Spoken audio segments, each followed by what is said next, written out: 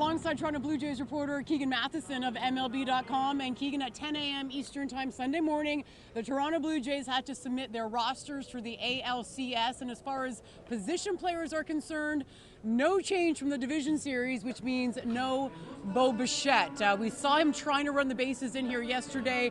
After seeing him sort of grimacing and pulling up, was it any surprise to you that we will not see Bichette in the championship series? Yeah, not after that point, Jen. When we got here yesterday, I thought he had a decent chance, but running the bases there, especially when he rounded second, you could tell that he was kind of protecting his left knee. And if you're protecting it, that means you're nervous and not totally confident that it's going to be there for you.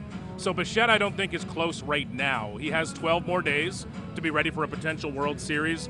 But you're also talking about defense with Bichette. Can he go side to side, or is he a DH? Those are two very, very different rosters for the Blue Jays. But if you're Bichette right now, the motivation can't possibly be higher. This might be the end of the road for him in Toronto.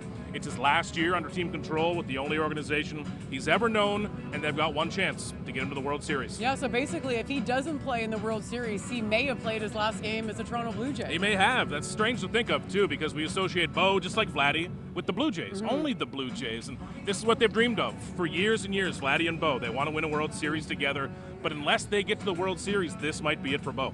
As far as the pitching is concerned, Max Scherzer and Chris Bassett do make it onto the Championship Series roster, which means two guys are out, so no Thomas Nance and no Justin Brule.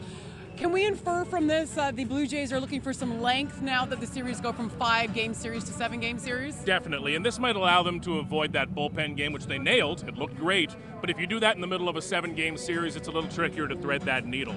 Right now, it looks like Chris Bassett will be in the bullpen, where he could give them 3 or 4 innings tonight, even if they needed it.